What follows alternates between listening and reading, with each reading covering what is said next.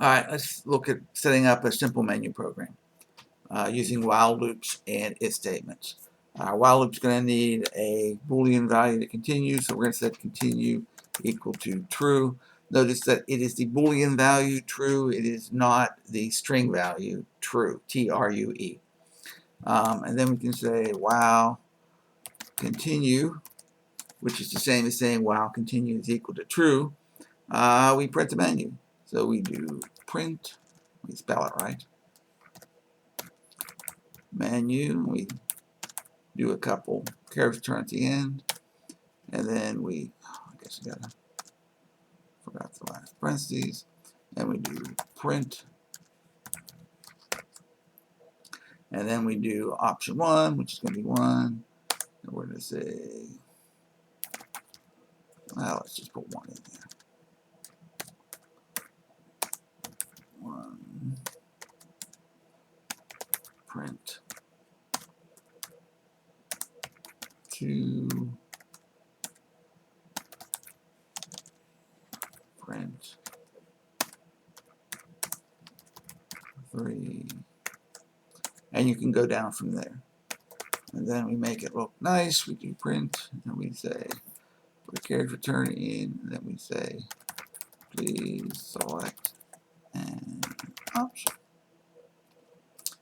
And then we do user input. Input is equal to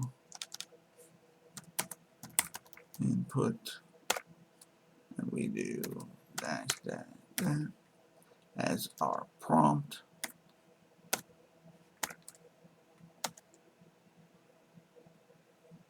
And then we run it.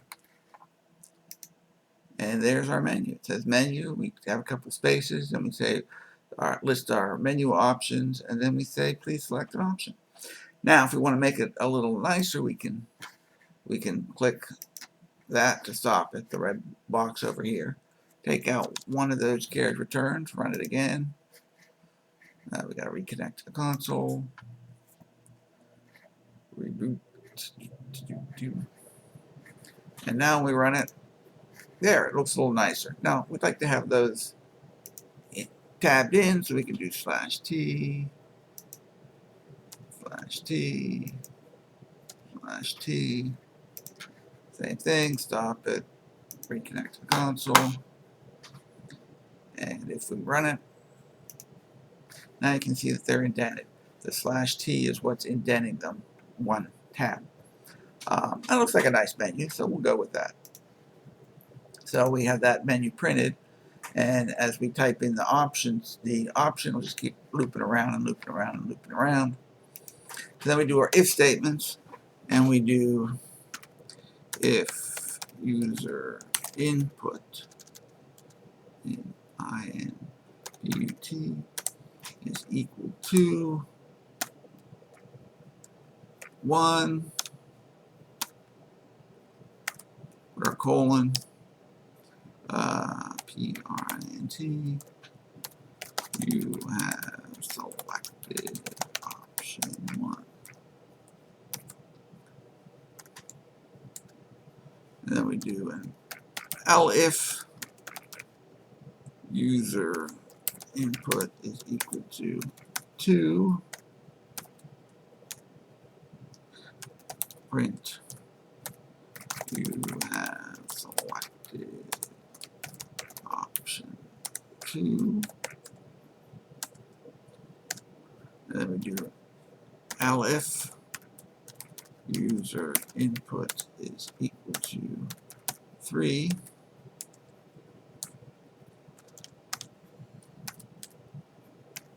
print you have selected quit.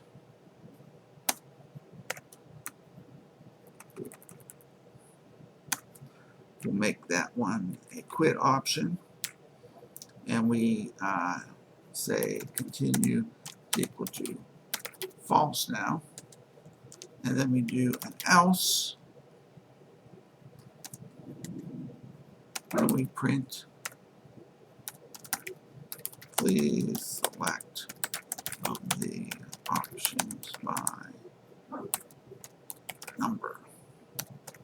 So we give a little help saying if we want some help. We change this one from 3 to quit. And what's that?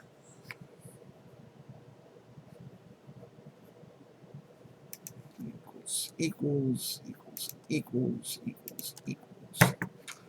And then we run it. And sure enough, we have a menu there. We select 1, says you select option 1, comes back to the menu. 2, you have selected option 2, comes back to the menu. If we type something else, it says please select one of the options by number, comes back to the menu. And if we do 3, it says you have selected quit and quits out of the loop. So what you can do is you have this menu here. Instead of just a print statement, you can put in the code you want there to simply execute whatever option 1 is going to be.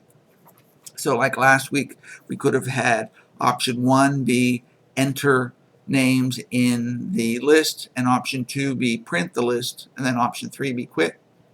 And we could have done this menu, and every time you select 1, it lets you add a new name to the list, so you don't have a separate loop inside the adding names to the list. You select 1 and then add a new name, then it goes back to the menu, and then you can print, goes back to the menu, you can add a new name, and then go print.